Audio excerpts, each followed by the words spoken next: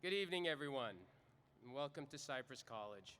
My name is David Halahmy. I'm the chair of the history department here, and it is my honor and privilege to welcome you all to our second Yom HaShoah event. It's amazing to see so many people here. This is absolutely wonderful. We'd actually like to begin tonight, as we did last year. If I can ask everyone to please rise and join us in a moment of silence to honor the memory of all those whose lives were lost during the Holocaust.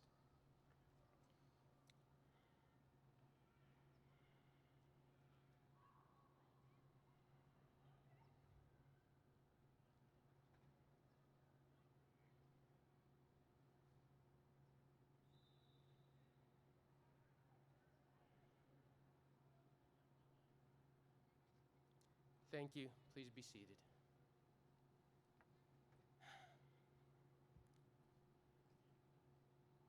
While we gather here tonight to remember the Holocaust, it is important to remember that the history of the Jewish people is more than just the history of the Holocaust. Yes, sadly, it is a long history of persecution, but much more importantly, and what tonight is all about, is that it is also a history of survival and friendship. 3,000 years ago, the Jewish people established a kingdom in what is today the nation of Israel. Under King Saul and David and Solomon, their culture thrived. Solomon built a beautiful temple which housed the Ark of the Covenant, which held the immortal 10 Commandments, a document which to this day still gives us moral guidance and clarity. Sadly, that ancient state of Israel had fallen. The Assyrians entered the land of Israel and dispersed many of the Jews from their homeland. And then the Babylonians entered the sacred city of Jerusalem. They destroyed Solomon's temple. They enslaved 125,000 of the Jewish people, but we survived.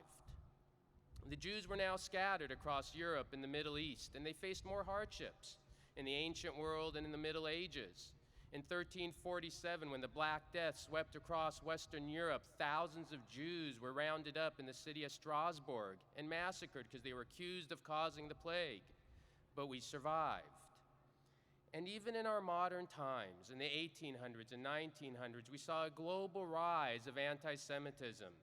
In Eastern Europe, we saw the Russian pogroms where countless numbers of Jews were killed. And in the Middle East, Jewish families, like my own parents and my own grandparents, had everything taken away from them. Tonight, my mom is in the audience. She was born in Iraq, Iraqi Jews. To this day, my mom does not even know her exact birthday because they were not left with a birth certificate to their name. Everything was taken away from them, but we survived. And there's a reason we have survived all these years. One is we never forget our history. A couple weeks ago was Passover. Jewish families gathered around and told the story of the Exodus. Generation to generation to generation, we retell our history. That is in large part what tonight is also about, making sure we don't forget this historic event. But there's another reason we survive, and that is because we are not alone. Through every moment of persecution, through every moment of hardship, there have been those who have come to our aid. When the Babylonians destroyed our temple, Cyrus the Great, the Persian emperor, helped us rebuild it. When we're being put to death for the bubonic plague in Eastern Europe, in Eastern Europe, Casimir the Great of Poland gave us a safe haven.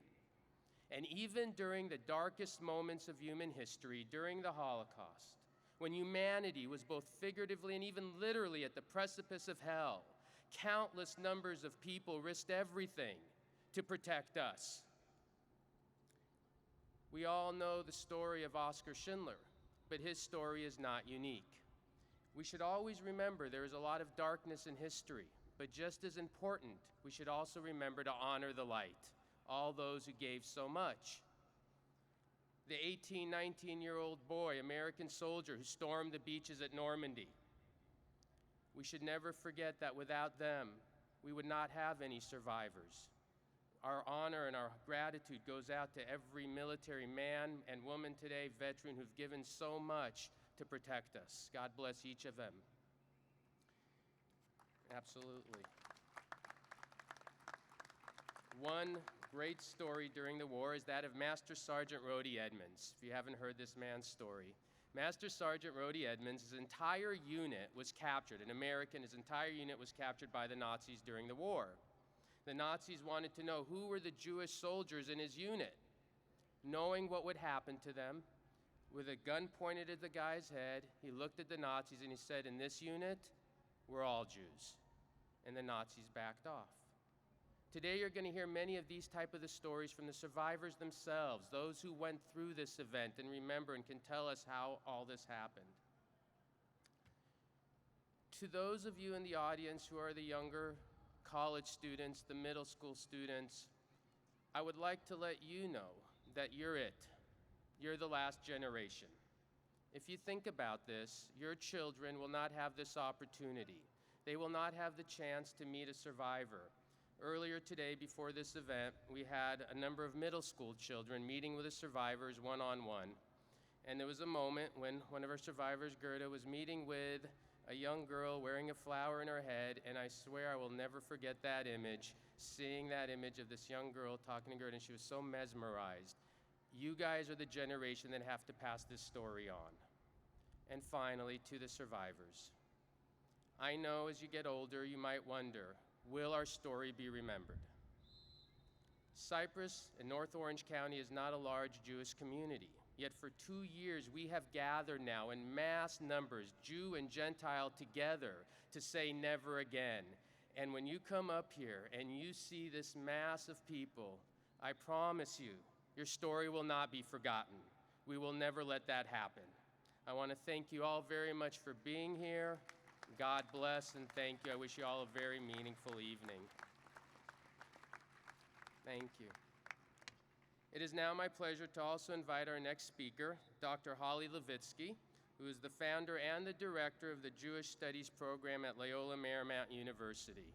We are very honored to have Holli join us. She is an amazingly accomplished individual. She's not only a professor at Loyola Marymount University, she is also an affiliate professor at Haifa University in Israel. She's been a fellow at the Center of Advanced Holocaust Studies in the U.S. Holocaust Memorial Museum. She's a Fulbright Distinguished Chair in American Literature in Poland and has written a number of essays, book chapters, and articles on Jewish Americans and the Holocaust. Please give a warm welcome to Dr. Holli Levitzki.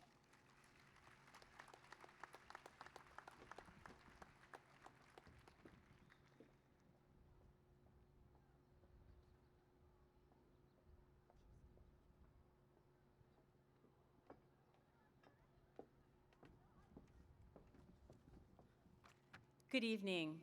Thank you so much. It's a great honor to be here. In both the Torah and the Talmud, the injunction to relate one's witness of an iniquity is explicitly commanded, first in Leviticus.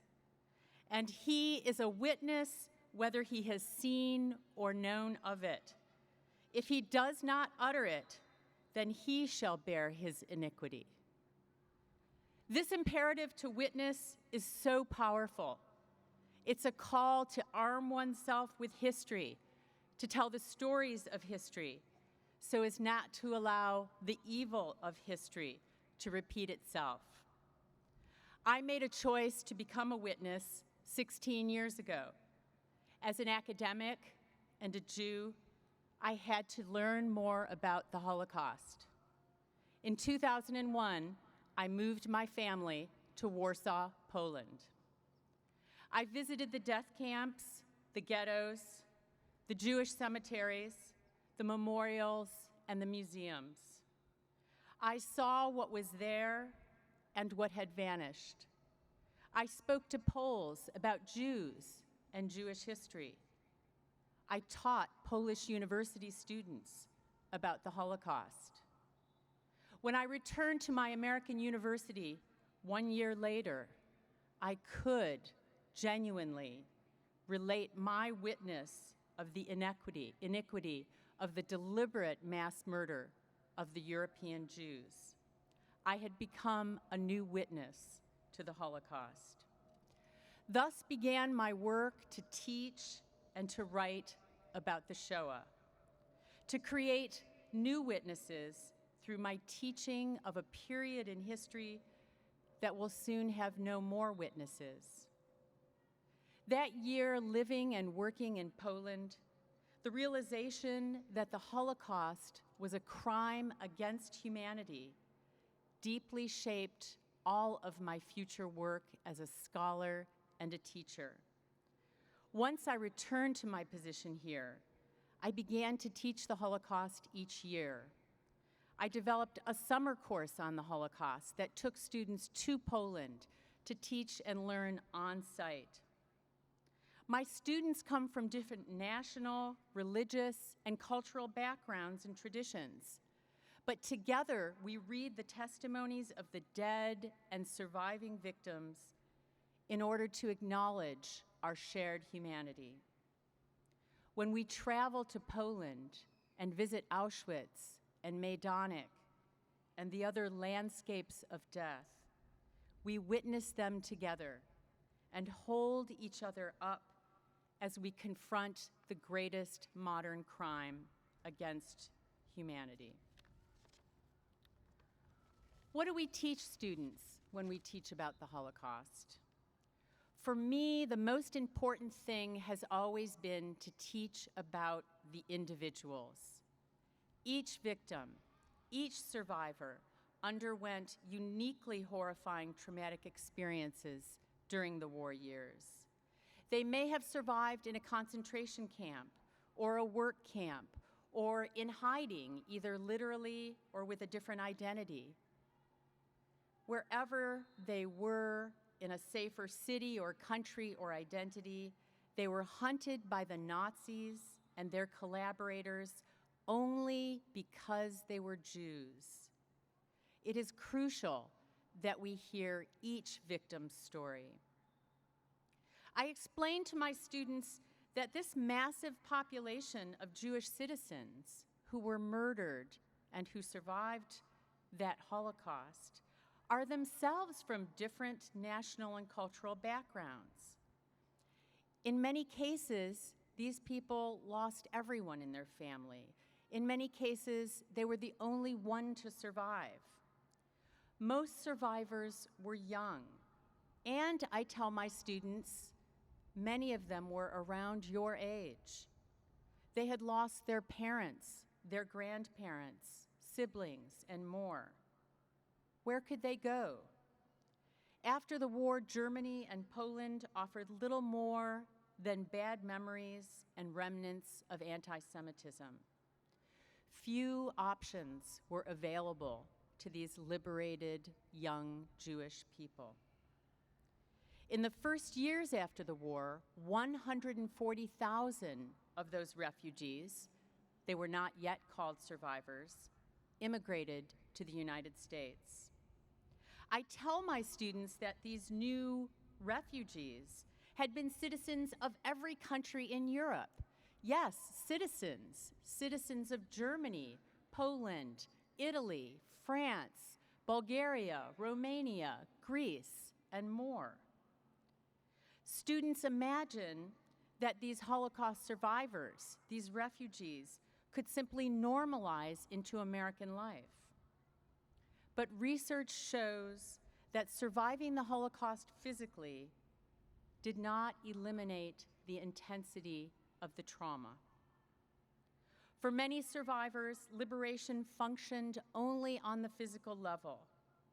That is, even after safely arriving at our shores, they continued to feel much of the terror they experienced during the Holocaust. French survivor and poet Charlotte Delbo calls the double life of a survivor a second skin. That is, the skin of Auschwitz sits on her body like the second skin of a snake, but without shedding. Delbo writes that Auschwitz is so deeply etched in my memory that I cannot forget one moment of it. The subject of Clifford Lester's photographs testify to their inability to forget. Gazing into the eyes of the survivors in his photographs, looking at both the hope and the pain in their faces, they whisper to us, "All of us are born, but we survived." Each survivor had a harrowing and unique story about what they lost. They might have escaped the Nazis with nothing or almost nothing of their former life intact, but their pre-war lives, where they were citizens of free countries, had been rich with family, friendships, religion, culture, school, work, holidays, just like us. These are the individuals about whose lives I tell my students. One of those survivors is my dear friend, Gerda Seifer. I met Gerda in the 1990s when we both served on the Cal State University Long Beach Jewish Studies Community Advisory Board. Gerda is a brilliant, engaging thinker and a stylish woman whose intelligence, insight, compassion, and humor drew people to her. I was instantly smitten. I quickly learned that Gerda is among the most indefatigable witnesses I've ever known. She tells her story in high schools, colleges, synagogues, churches, community centers. Gerda creates new witnesses through her dedication to education and history.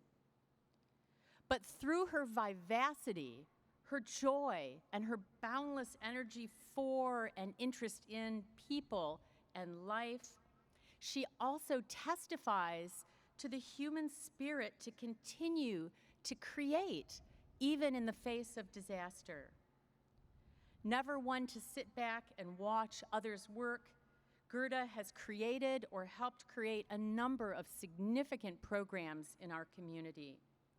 The Long Beach Jewish Film Festival, a teacher training education program at Cal State Long Beach, and a Yom HaShoah program that was just held a few days ago, and a memorial at the Long Beach Jewish Community Center in honor of her parents. Gerda's willingness to testify in the face of her own personal disaster has made witnesses of thousands of students. Indeed, her grace and compassion have made the world a better place.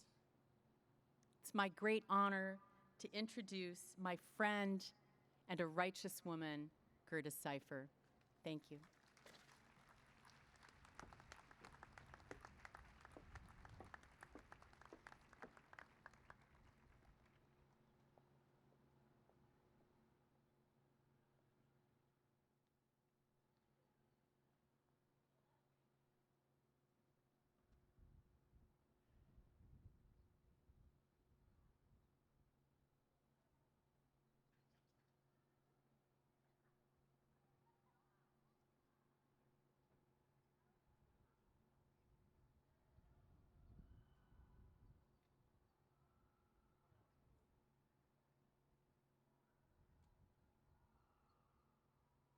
Good.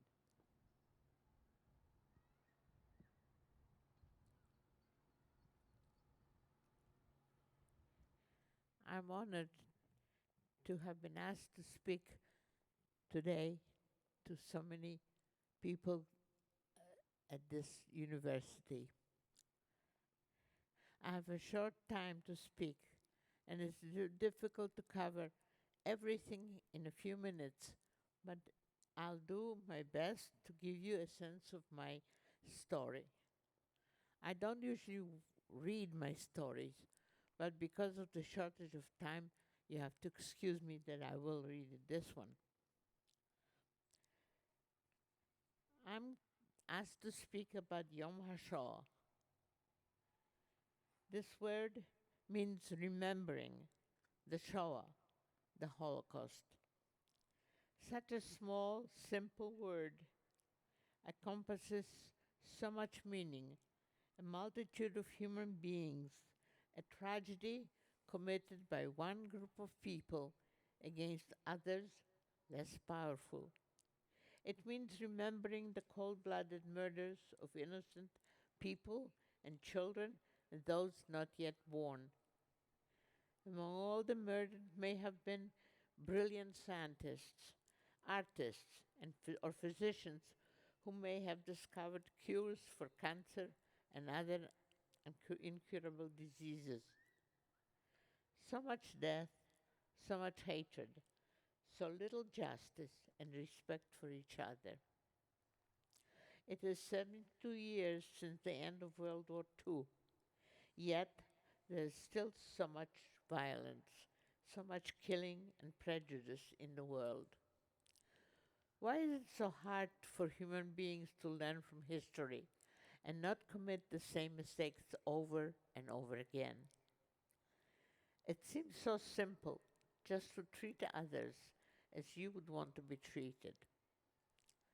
I'm one of 2 survivors from my family of 40 people. Try to imagine for a moment you were the only survivor of your family. How would you feel suddenly being all alone and never able to see your loved ones again? Why did I survive while my wonderful parents and family perished? I have no answer to that big question, other than I was lucky. Since the early 70s, I have been speaking to junior school students and high school students at the universities, organizations, and any group that invited me. I speak about the Holocaust and tell my story and the story of those who were murdered and can't speak for themselves. It is difficult to imagine the magnitude of planning and execution that took place by the Nazis in order to carry out the calculated murder of millions of human beings.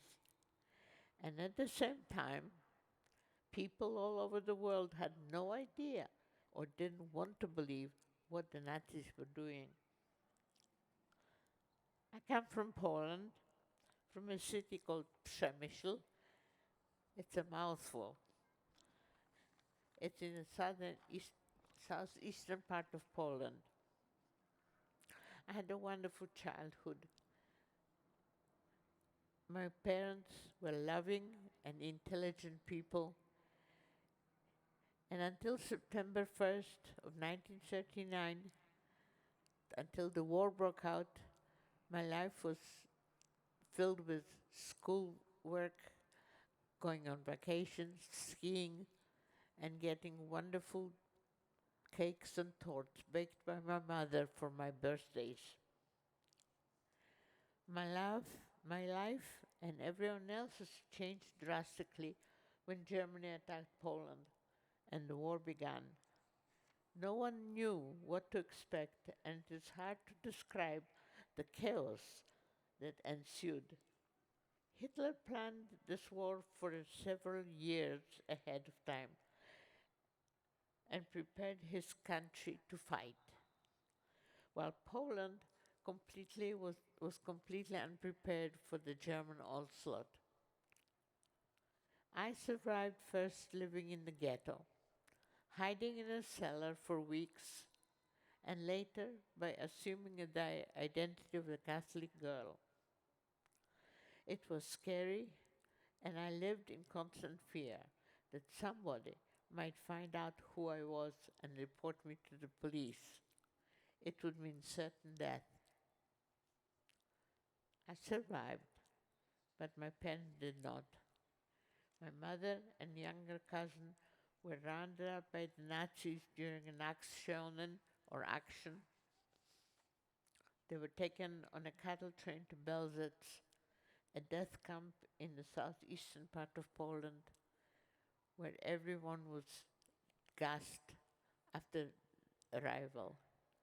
Out of hundreds of thousands of people who were murdered, I believe that there was only one person who managed to escape. My father was killed while helping others. He had managed to find a secret room outside the ghetto and was on daring mission to get food for others who he agreed to help when he was recognized on the street.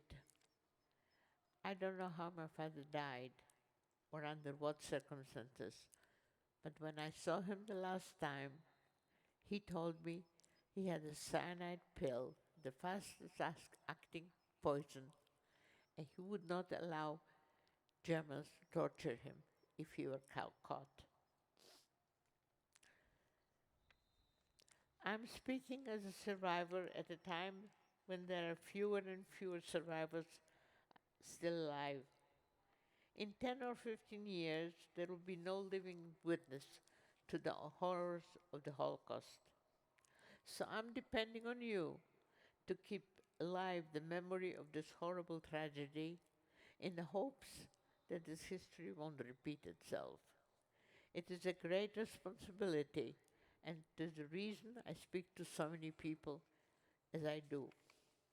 Remember, freedom is our most precious gift, but we usually take it for granted. It is only when we lose it that we realize what we lost, and by then it is usually too late. Stay well informed, read newspapers, listen to the television news, but always use your brains and your heart to know what you're hearing. People like Hitler, Stalin, and other dictators are born every day, and they want power at any cost, and are usually very convincing speakers. Therefore, one has to be very careful what one hears and try to keep this country free for the young generations. Thank you.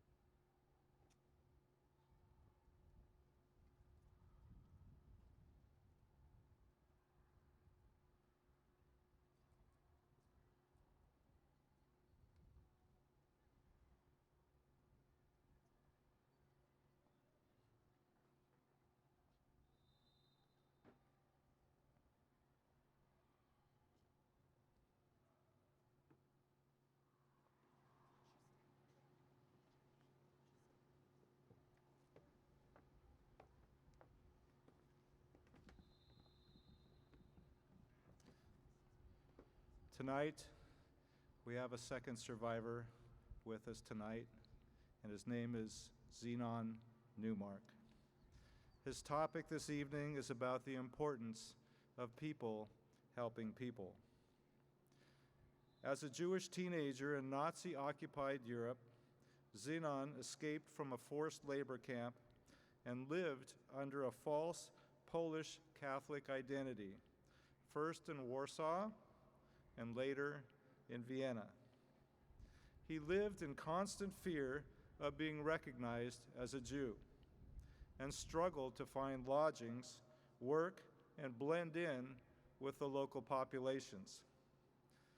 While betrayed by friends, his survival and rescue was thanks to strangers, whom Zenon refers to as the true heroes of the war. They accepted risks out of their own free will, knowing that their own lives would be in danger should they be caught. Zenon was born in Łódź, Poland. He has degrees in engineering and physics and spent his professional life in the aerospace industry.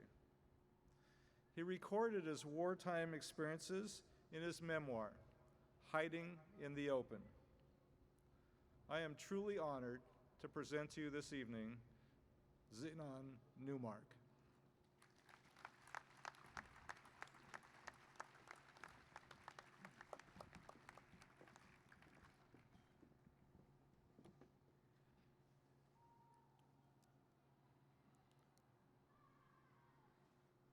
Thank you, Professor Lester. Thank you, Cypress College, for inviting me. I feel honored and have been asked to speak to you on this special occasion of commemoration of the Holocaust. And I am deeply touched by seeing so many of you to join me in commemorating Yom HaShoah with us. Thank you also for choosing for tonight's talk, People's Helping People. The subject of help during the Holocaust, though less known and often understated, is an important and inspirational story. Many survivors owe their survival to the help from others, from non-Jews. It becomes even more meaningful because the draconian Nazi policies made such help extremely risky. For hiding a fugitive Jew or providing any assistance to such a Jew, the penalty was simply death.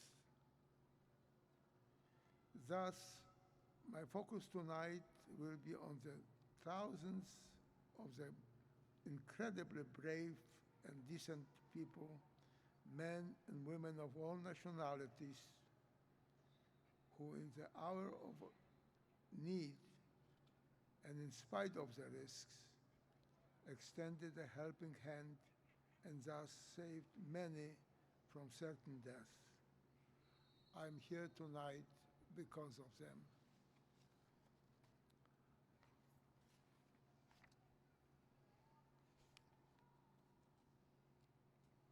Let me start with some little background, some glimpses of Nazi-dominated Europe, both the authorities of the countries that have been occupied during the Nazi war and the population of these countries, especially towards the draconian laws and persecution of the Jewish people.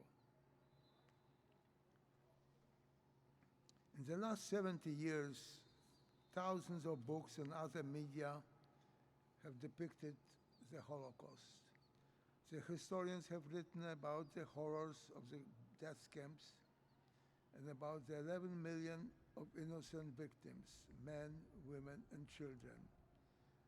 Most were Jews, about 6 million, but there were also several other minorities: gypsies, Jehovah's Witnesses, handicapped, Holocaust, homosexuals, and others. The survivors in the meantime have written books about their terrible suffering in ghettos and camps and about their miraculous survival. The majority survived when the Allied forces overran the death camps and the Nazi murderers ran out of time. Only a small group survived on their own when they managed to escape a ghetto or a camp, and with the help of others, hid among the non-Jewish population.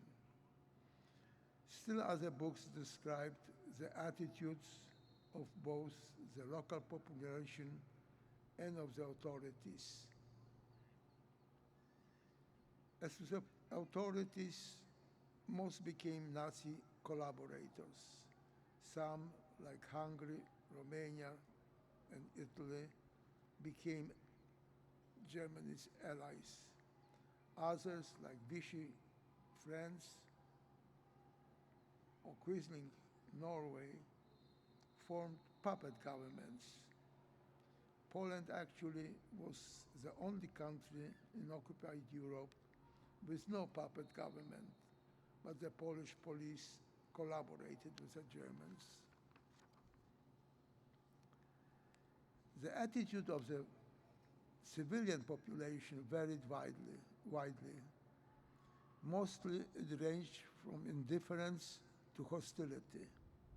In some countries, there were local Nazi parties, and members of simply supported the policies of hate of the Germans.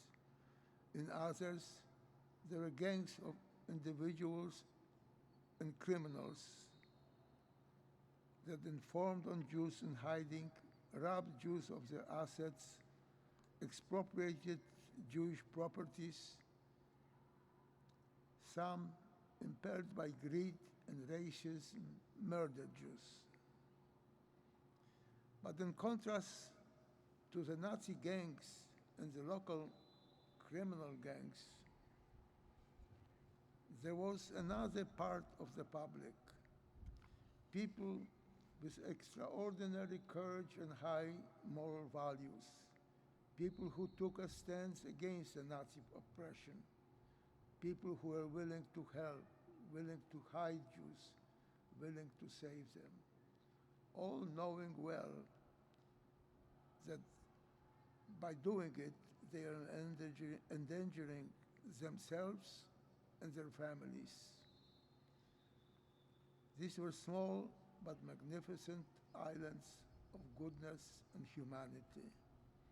These people came from all walks of life. Some were even Germans, some known anti-Semites. Some helped their friends, but many helped total strangers. Some accepted money for it, but many never asked for any remuneration. They accepted risks, not for a day or two, not for a month, but for an indefinite period. They took responsibility for providing food to these people they were hiding. They took away their waste and for the removal of their waste. They acted against the prevailing attitude of neighbors and general public, which in itself was dangerous. They did it all well knowing that their choices risked their life and the life of their families. They were bright stars in a dark, very dark night. These were the righteous Gentiles, and tonight my talk is about them. I'd like to tell you about the righteous Gentiles whose names are known to many of you. Books have written about them, films have made portraying their stories. They have been recognized and honored by several countries, many of which have bestowed them honorary citizenship. Foremost, they are all known because each had rescued thousands, or at least hundreds, of Jews. They were true heroes. Here are just few names. You all have heard of the German industrialist Oskar Schindler, who was a Nazi, a spy, pretended to manufacture war-needed equipment, when most likely through bribery intended to avoid fighting in the war. But he also saved about 1,200 Jews by protecting them, employing them and protecting them, and refusing to deport them to Auschwitz. He was the only Nazi who was buried with honors in the Israel's Mount Zion cemetery. The Polish Catholic Irene Sender, while working on sewer system in the Warsaw Ghetto, smuggled out of the ghetto about 2,500 Jewish babies, found home for them on the Aryan side of Warsaw, and kept a list of their names so that upon the end of the war, she could return the children to their rightful parents. A few years ago, she was a Nobel Prize nominee. The Japanese vice consul in Kaunas, Lithuania, Chione Sugihara, disobeyed his government's orders and issued 7,000 visas to Jewish refugees, and thereby saved them from deportation to Nazi death camp. In fact, 3 of my relatives survived the war due to those visas. In Muslim Albania, the people saved all Albanian Jews simply by changing their identity to Muslim. This was done with full approval of Albania's King Zog I. In Warsaw, zookeepers Jan Zabinski and his wife Antonina used the empty zoo's cages to shelter many Jewish families, saving a total of about 300 individuals. In fact, a movie by the title Zookeeper's Wives, presently showing in theaters in Los Angeles. In Denmark, surprisingly, it was a Nazi diplomat George Dukwitz, together with a Gestapo chief, Werner Braun,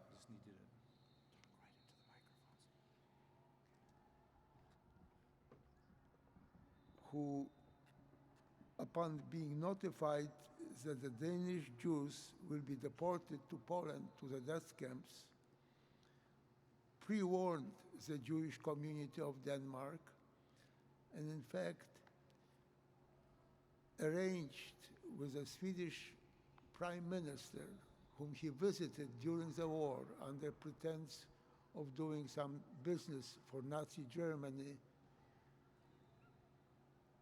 and thus allow 7,000, which is about 95% of Danish Jews, to be ferried over to Denmark. A young Swedish diplomat, Raoul Wallenberg, established in Budapest, Hungary, several so-called Swedish safe houses with extraterritorial rights. Each one of these houses was showing a Swedish flag, and the territory became extraterritorial. Thousands of Hungarian Jews were thus saved and survived the war. There were several more similar cases. Time limit does not allow me to mention many more, but I would be amiss not to mention one more. It was Jan Karski, a Polish diplomat and an underground courier between the Polish underground war directorate in Warsaw and the Polish government in London. He single-handedly was trying to stop, literally, the Holocaust. To do that, the Jewish people from Jewish underground asked him to notify both English diplomats and President Roosevelt in America about what is happening to the Jewish people. At first, he agreed to it just on the basis of what he has heard, but then he came back and said, it will be better if I see and tell them not only what you told me, but what I actually saw. Twice he was smuggled into the Jewish Warsaw ghetto, and then he went even one step further. In a uniform of an Estonian guard at a sub-camp to Belzet's death camp, he was smuggled into the camp to see the gas chambers and what is happening to people brought there. When he got out, he vomited, literally, what he saw. Unfortunately, he went to London and he was not allowed to see Churchill. Anthony Eden, the Secretary of State at the time, said Churchill is too busy. He's traveled further to Washington and he saw President Roosevelt. And I must tell you that as sympathetic President Roosevelt was, and as much as he promised to do what he can, not much was done. The meeting with President Roosevelt ended by President telling him, tell your people we will win the war and Nazi will be defeated. In the meantime, the Holocaust took its path of murder and annihilation.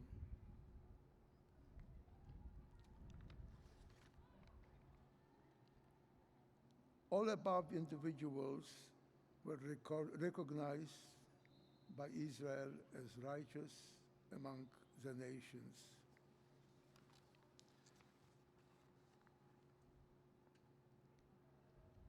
But let me tell you some stories from my own experience. In 1942, at the age of 17, I found myself in a Nazi labor camp. The conditions were terrible. We were working long hours. The food was scarce, and each day was worse than the day before. As a young man, it was very clear to me and my friends that things can get only worse, and we have to start an armed resistance. Well, it was easier said than done. You cannot start an armed resistance without arms.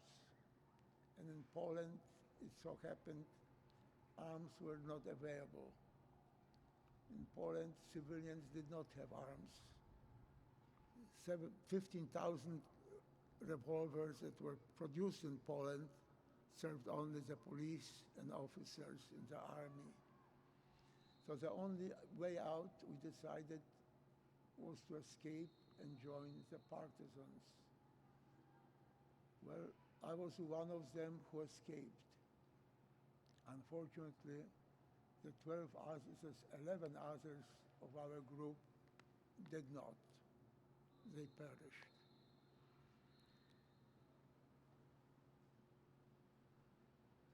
I found myself in this camp determined to escape. And the problem was not so much the escape itself as where to go. As I mentioned before, outside there was indifference at best and hostility at worst. I had to find somebody who would hide me for a few days, provide me with a lodging, provide me with some food. I was new to that place of the camp. It was the city of my grandparents, not of my parents, but I was alone. But I have heard in my family that there was one family that was non-Jewish and decent people. In fact, it was a Polish-German family. By German, they were ethnic Germans, not Reich Germans. Well, being desperate to find a place to hide for the next few days after escape, I wrote them a letter asking them if they would hide me. To my surprise and elation, I received a note back that they would. At the same time, there were voices in rumors around that our camp will be liquidated. We knew well what that meant. Liquidation meant next step, which is concentration camp and death camp after that.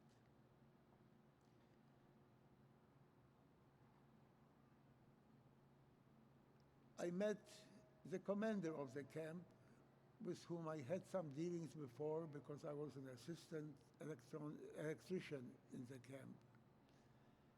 And I stopped him and straightforwardly just asked him, Herr Kommandant, what is going to happen to us?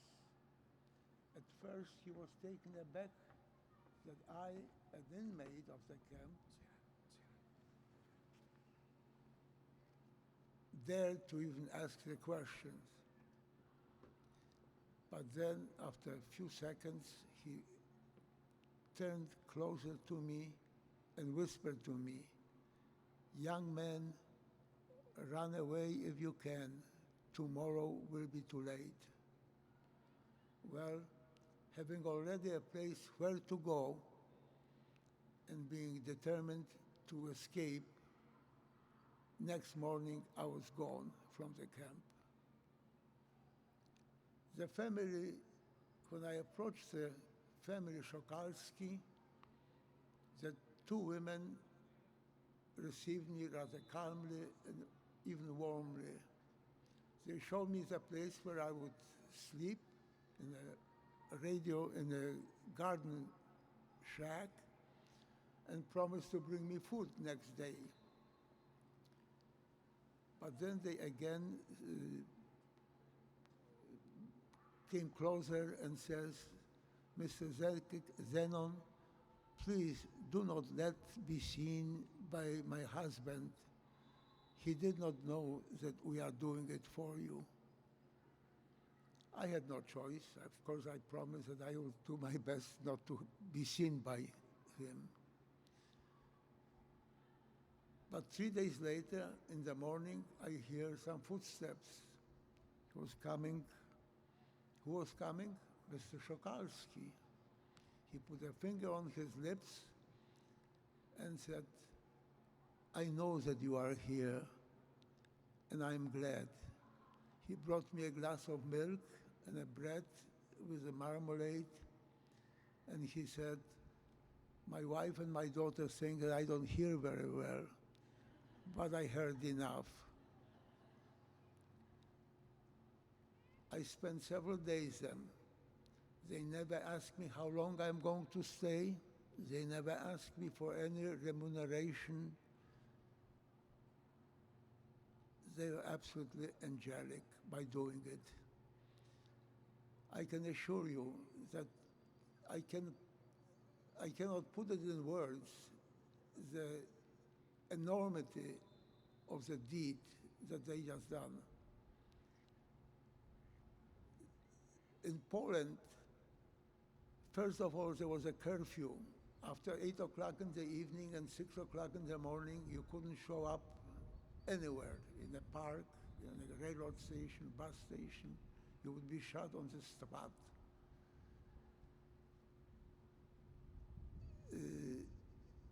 There was also a proclamation which was plastered all over Poland. And it said two things. One, any Jew found outside a ghetto or a camp will be shot. Number two, any Pole helping such a Jew with lodging, with work, with food, that Pole will be shot too. And very often, not only he, but his entire family was shot. So these were the conditions under which it was difficult for us to escape, but was also difficult for other people to help us. And yet, there were people like Szokalski, like the two women, like the husband himself, who was a German portion of that family. When 50 years later, I was looking for them to thank them, I finally found them found only the daughter in a small coal mining city in the south of Poland. I immediately promised Lucia, the daughter, that I'm taking the bus and take the 5-hour trip to see her. Oh, she didn't. She absolutely refused that I would come today, to wait at least the next day. She has to go to a hairdresser to look better for my reception. I saw her the same evening. She lived in a very small one-room apartment, although they were quite rich. I want you to know that these people were total strangers to me. They never saw me before. I never saw them before. The only thing I knew is that they were decent people. And they did that very well knowing that they, as well as the messengers through whom I and they communicated, risked everything they had, including their lives. The point I want to make here is that, and this is just one example, the commander of the camp who told me, warned me to escape if I can, and the Szokalski family who received me without any limitation, without any asking for any remuneration. There were thousands of them, tens of thousands of them. Unfortunately, in contrast to those like Oskar Schindler or Sami Gura or Wallenberg, these people are not known. They have never been recognized. So tonight, I want to appeal to you as we commemorate the victims of the Holocaust. I like to suggest that we should also remember and say a prayer or two for all those tens of thousands, perhaps even hundreds of thousands of known and unknown, recognized and unrecognized, those who helped us in our struggle to survive. These were the real heroes, in my opinion, in the opinion of survivors, real heroes of the Second World War. Thank you, and thank you for being such a good audience.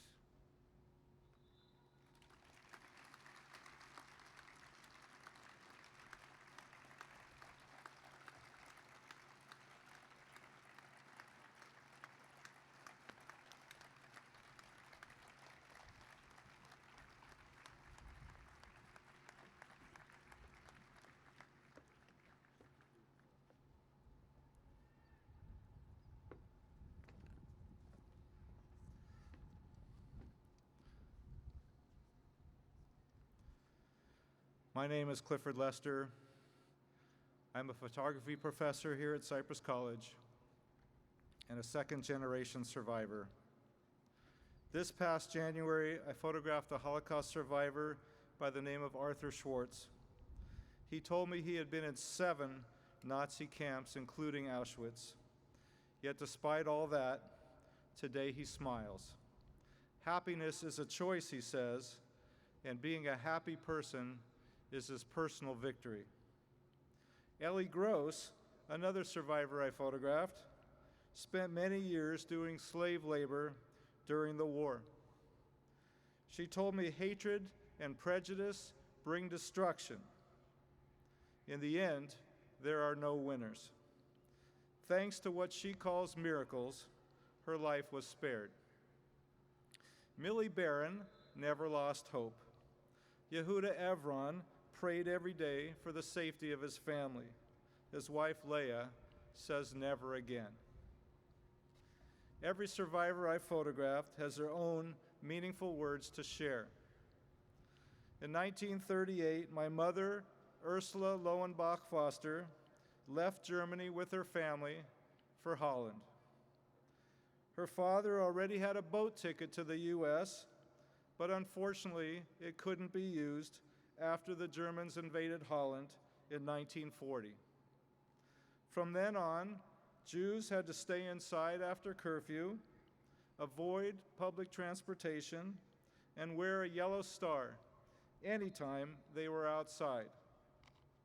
If they broke these rules, they would be killed. Many times at school, she would find a swastika on her desk. Life was becoming increasingly bitter day by day. In July of 1942, my mother's brother Ernest had to report to SS headquarters. It would be the last time the Lowenbach family would ever see him. A year later, after the Nazis had made many prior, quote, visits to take my mom away, 20 Nazis lined up in front of the family home for what was called the final roundup. Once again, another miracle ensued. It was late in the day, and my grandmother was aware of the hot, humid climate outside. She offered the Nazis lemonade to cool off as they stormed into their home. Once again, my mom and her family were not taken. Perhaps tired or appreciative of the hospitality, the Nazis said they would leave the task to others. After this day, the family finally found a place to go into hiding. Recalling their guardians' names as only Peter and Mipia, these two incredible righteous Gentiles risked their lives to save the life of my mom, her parents, and many others. They had a portrait of Hitler on the wall so that when visited by the Nazis, they would not be suspected of hiding Jews. Despite their newly perceived protection, the problems for my mother's family were not over by any means. 3 months after moving in, Nazis pounded at the door in the middle of the night. All the guests in the home had to quickly make their beds and rush into a crawl space underneath the home. After that day, they would no longer sleep upstairs. Down in a 2.5-foot crawl space, my mother learned to play chess. My grandmother had gallbladder attacks, and a baby was born. Across the street, bombs landed. Needless to say, the last year and a half of the war brought fears, challenges, and sorrows that most of us could never imagine. Despite all odds, on May 5th, 1945, weighing only 76 pounds as an 18-year-old girl, the war ended for my mother and the fortunate few who survived. Millions did not. While it certainly was a very happy day, she soon would learn that her brother had lived only 6 additional weeks since he was taken away years prior. He was murdered at Auschwitz. Yet in spite of everything my mom, Ursula, endured during the war, as well as learning the death of her brother, there came a time where she had to make a decision. And that decision recognized that she was thankful and grateful for being alive, and that she would celebrate life. On her refrigerator, she had many quotes. One of them was by her classmate acquaintance, Anne Frank, which said, "Think of all the beauty that's still left in and around you, and be happy." My mother, Ursula Lowenbach Foster, passed away 13 years ago. Before she passed, she was asked to share her story to hundreds, if not thousands of people, mostly students. If she were speaking to you today, she would simply say that we should treat each other with respect, that we should be grateful for every day that we are alive, and that we should not sweat the small stuff. That is her story. That is her message. Today, as a second-generation survivor, I make portraits of Holocaust survivors. I have been doing so since my mom's passing. It is my way to carry on her efforts to keep the memory of the Holocaust alive. In every case, the survivors honor me by giving me their time and sharing their stories. Next semester, I'll be going on a sabbatical. During that time, God willing, I will have the opportunity to photograph more survivors and assemble their portraits and their biographies into an undying document. Sally Mann, a well-known photographer, said, "Photographers' photographs open doors into the past, but they also allow a look into the future." It is my hope that through education and learning the powerful lessons of the past, that we will work diligently to honor one another with kindness, with respect, and that we will all make every effort to bring merit to the message of the survivor and bring forth light from the darkness. As we hear the stories of the survivors, we become witnesses of the past, and we become the light that lives on. It is up to us now to continue to bring light into the world. May God bless each and every one of you. Thank you so much for being here this evening.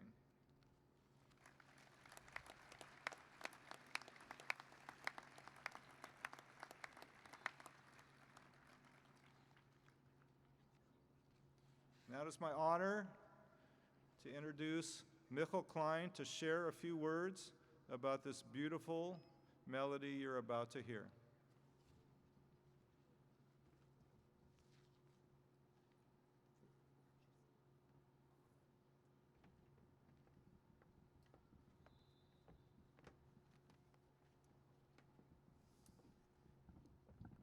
As an artist, one of the most difficult things to take on the task is how do you tackle the Holocaust?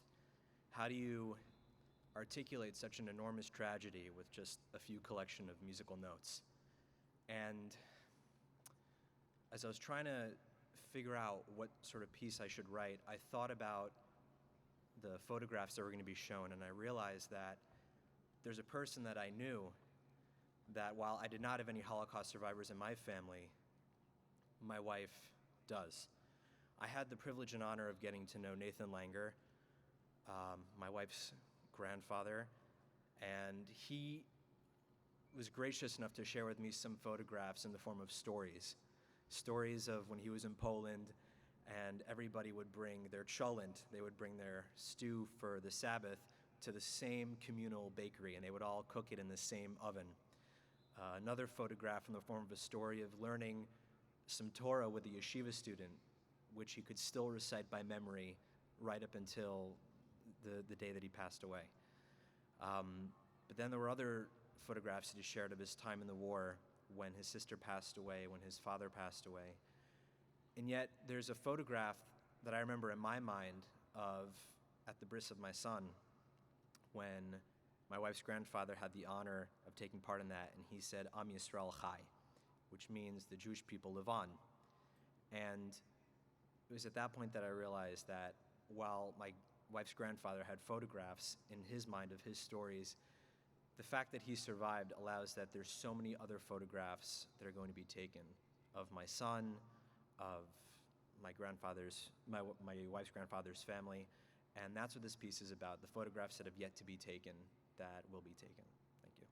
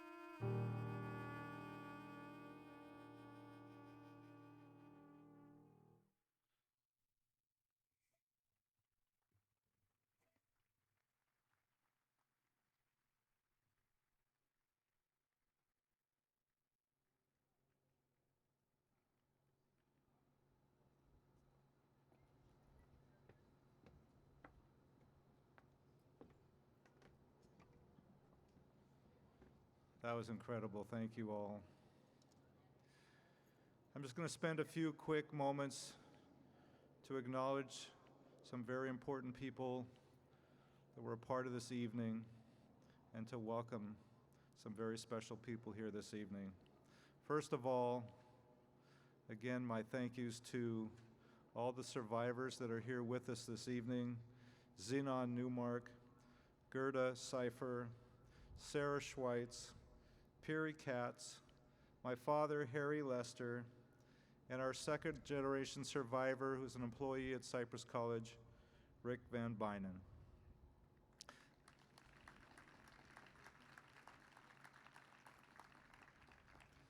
There are many people who are part of this evening. I'll quickly go through them in the interest of time, but in no way do I want to diminish the importance of the part that they played in tonight's event. First, thank you to our incredible history professor, David Halahmy, for his very powerful speech.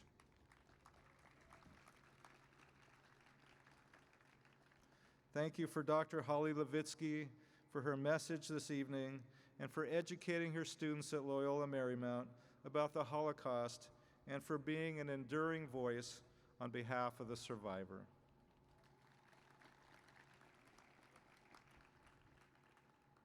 Thank you to our wonderful performers, led by Maha Afra and Kati Angelov.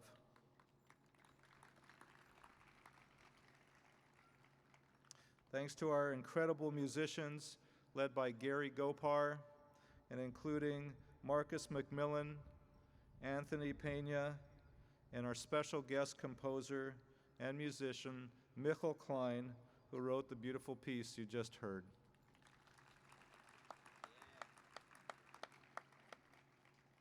My thanks to Rabbi Heidi Cohen, who will shortly be monitoring the candle lighting ceremony. Thank you, Rabbi Cohen.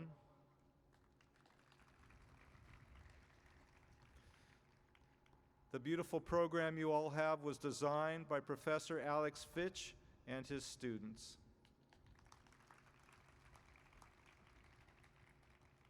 From our district, I would like to acknowledge Dr. Marshall, our Chancellor, Dr. Barbara Dunshee from the Board of Trustees, Dr. Schilling, who will become the new president of Cypress College next year,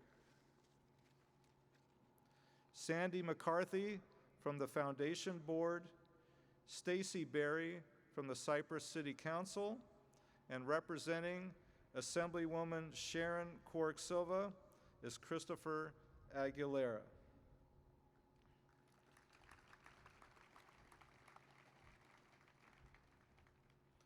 And now, a list of the behind-the-scenes folks, and please, we'll applause at the end. We have our sign language interpreters. Mark Posner, our public information officer.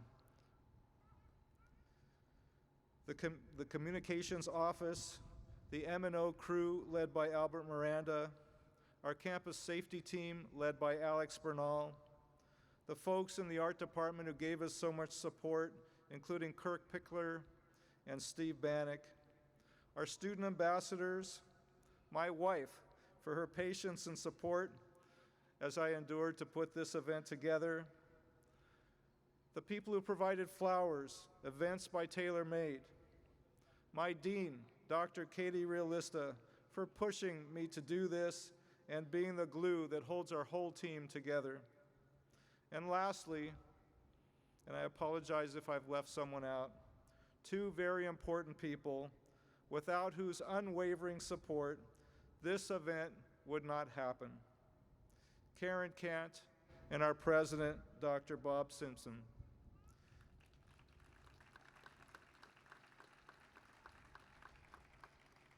I know that I speak on behalf of everyone here at Cypress College that we are grateful for your leadership and your encouragement. And now, I would like to introduce Dr. Robert Simpson to share some words with us. Thank you.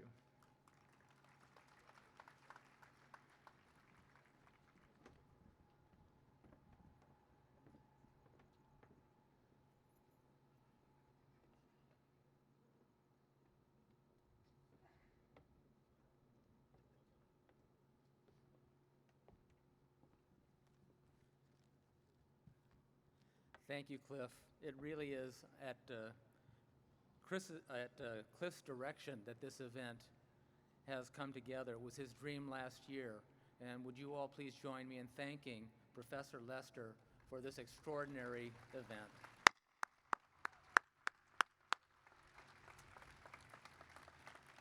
Before I begin my remarks this evening, I want to thank Gerda for her designating us a university.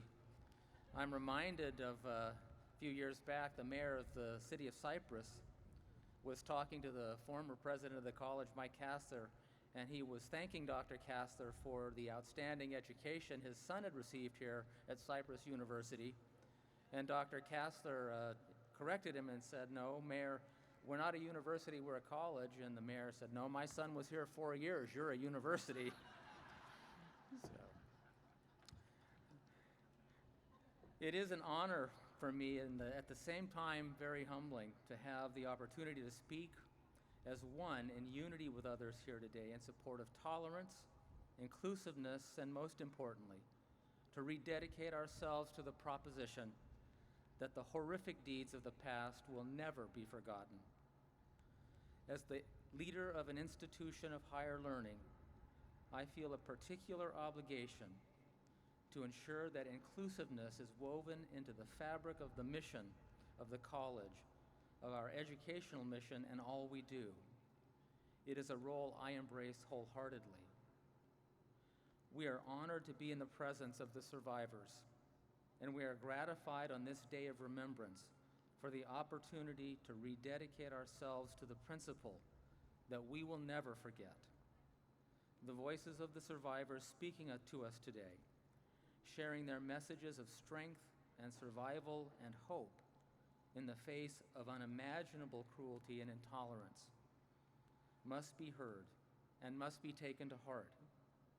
The example of their strength and their unfailing message of hope should give us assurance that the challenges we face in our time, the voices of hate and intolerance and division, do not and will not define our future as a college, as a community, as a state, or as a nation. I believe we are called today to take individual and collective action to advance the highest principles of humanity and compassion. We are called to do individually and collectively all that is in our power to end bigotry, to end hatred, to end intolerance. And each of us must ask ourselves how we can contribute to that effort. In consideration of an issue of such magnitude, it is easy to fall back on the excuse that I am but one person in the great sea of humanity, and my actions would be of little or no consequence. I beg to differ.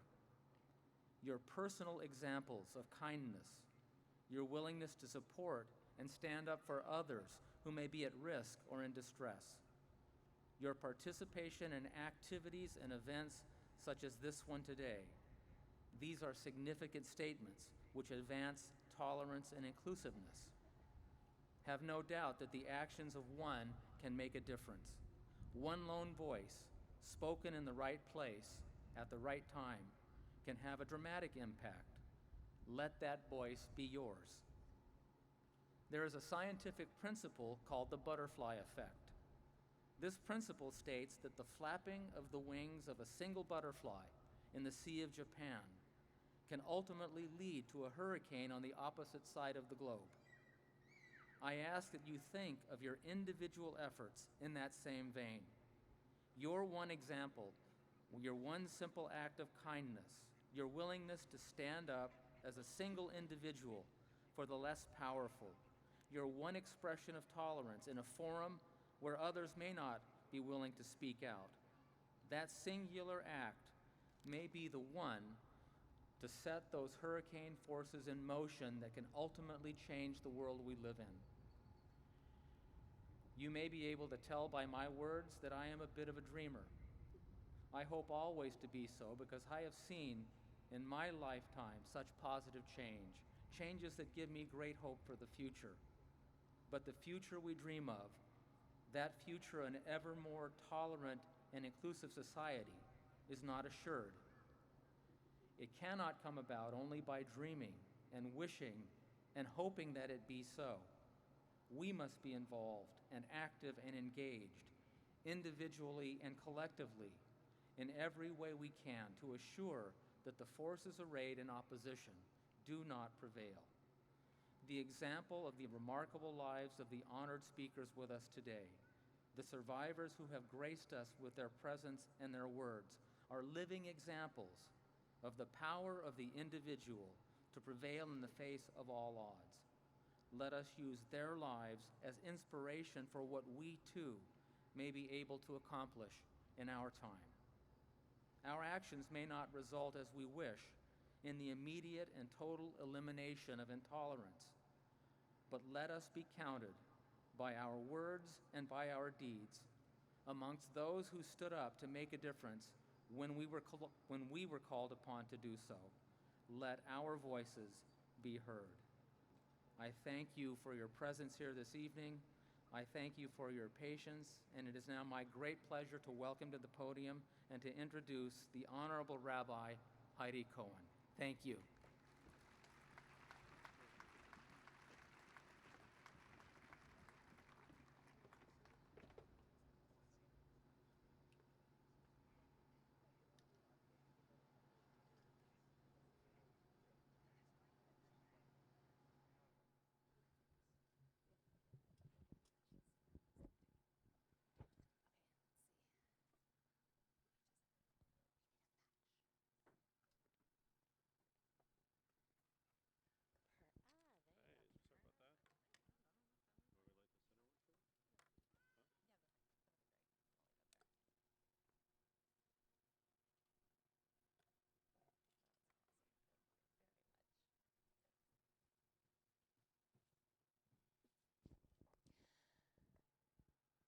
In this light, I can't see you. There you are. You are all here. You all are present as witnesses tonight. We are all witnesses tonight. Witnesses to hear the stories, but not just to listen. We become the storytellers as well.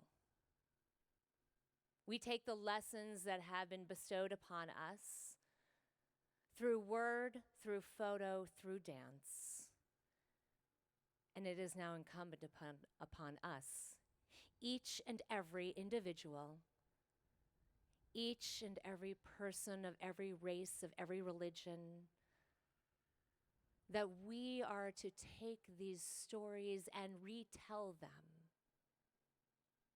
Because yes, there is a sad truth, and that truth is that those witnesses who were there, who saw, experienced, lived, and breathed such tragedy, that they will not always be here to retell their stories. So you and me and every person in the world, we are responsible for taking those stories, weaving them into a tapestry, and enveloping the earth and all humanity with them, so that they should never be forgotten. That is our task. It's interesting how Yom HaShoah, tonight, this remembrance of the Shoah, of the Holocaust, takes place after Pesach, after Passover, as we are on the journey toward Shavuot, the holiday in which we celebrate the receiving of Torah. Passover, it reminds us, it teaches us, in which we celebrate freedom. Shavuot, that giving of Torah, that celebration of Torah, it is the time in which Moses climbed the mountain. There met panim el panim with God, and there received Torah, brought it down to the people, shared it with the people, and said, now it is up to you to share it from generation to generation, yad b'yad, hand to hand, lev b'lev, heart to heart. It is you to teach that Torah. Now, it's easy to think that Torah are the 5 books of Moses, of Genesis, Exodus, Leviticus, Numbers, and Deuteronomy. But Torah is so much more. Torah are the lessons that we've learned. Torah are the stories that are woven not only through what is on the parchment, but what is in our souls.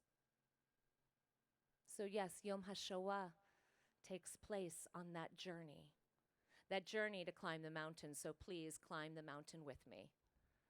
Climb that mountain, receive Torah, listen, hold on, yad b'yad, hand in hand, lev b'lev, heart in heart, and then take that Torah and pass it on so we can do exactly what we have always been taught to never, ever forget. On Shabbat, we light 2 candles. One that we should remember Shabbat and the other that we should observe it. At the end of Shabbat, the candles, then we intertwine them for what's called Havdalah, separation, separating from the holy and then the rest of the week. We intertwine those wicks to create a greater light, a brighter light.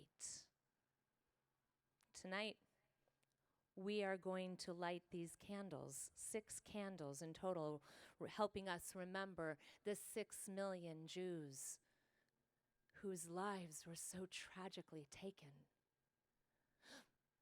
But we have to remember, and we have to be the bearers of light. We have to weave all of these wicks and the wicks that are within us, and we have to create a brighter light.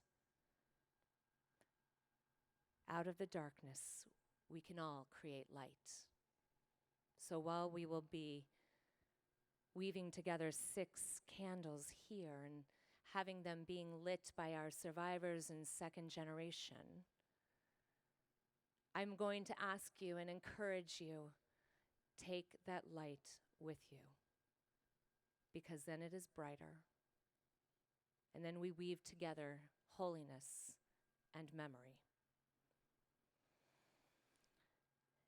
Tonight, it is my honor for us to be joined together, lighting these candles, survivors and a 2nd generation. Piri Katz, Harry Lester, Zenon Neumark, Gerda Seifer, Sarah Schweitz, and Rick van Beynan. If you all will come forward, please, and join me in lighting this light, and everyone within you find the light within as well, that ore, as we light these candles.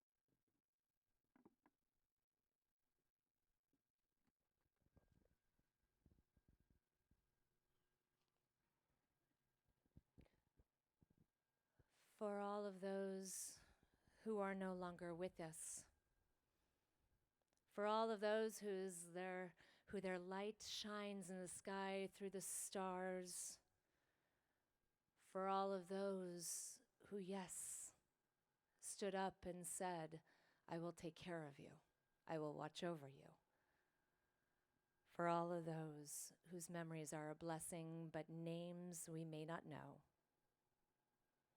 I invite everyone to please rise as we ask God to please hold on to each of them. El male rachamim, shochein bamromim, hamsim nucha nechona, tachat kanfei hashchina. Im kiroshim utorim, kzohar harakia mazirim, lenishmot yakirenu shalachu lolamam. Ba'al harachamim, yastirem beseta knafav lolamim. Vitzror, bitzror hachayim, et nishmatam.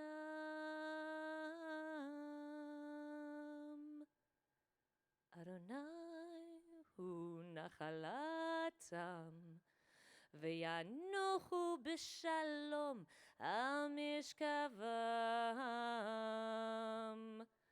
v'nomar Amen.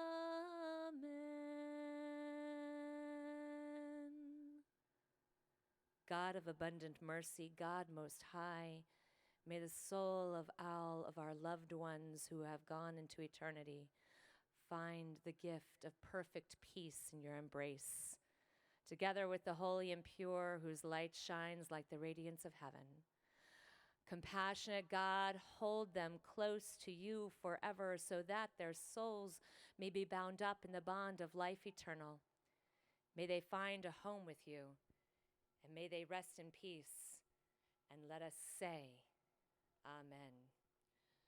So we join together now with words of Kaddish prayer. Yit kadal vit kadash shmei Rabba, bi'alma divrach yurtei v'yamlich malchutei, v'chayechon u'v'yamechon u'v'chayei d'chol beit Yisrael, b'gala u'v'zman kariv v'imru. Amen. Yehei shmei Rabba mavarach le'olam l'almei almaya, yitbarach v'yishtabach v'yitpa'ar v'yitromam v'yitnaseh, v'yitadar v'yitaleh v'yitalal shemei d'kudasha b'richu.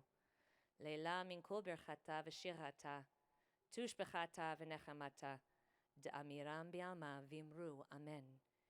Yehei shlama rabba min shemaya, v'chayim aleinu v'yakol Yisrael v'imru. Amen. Osei shalom b'mromav, hu ya'asei shalom, aleinu v'yakol Yisrael v'imru. Amen. May the source of peace send peace to all of us who hold on to the memories, but especially to all the families, to all the loved ones, the friends who are lost. And may God always grant peace to all in our time, in our world, today and forever. And may the tapestry woven by all of our loved ones and woven by each of you be one that envelops us in love, in kindness, and in compassion. And let us say, Amen. Please be seated.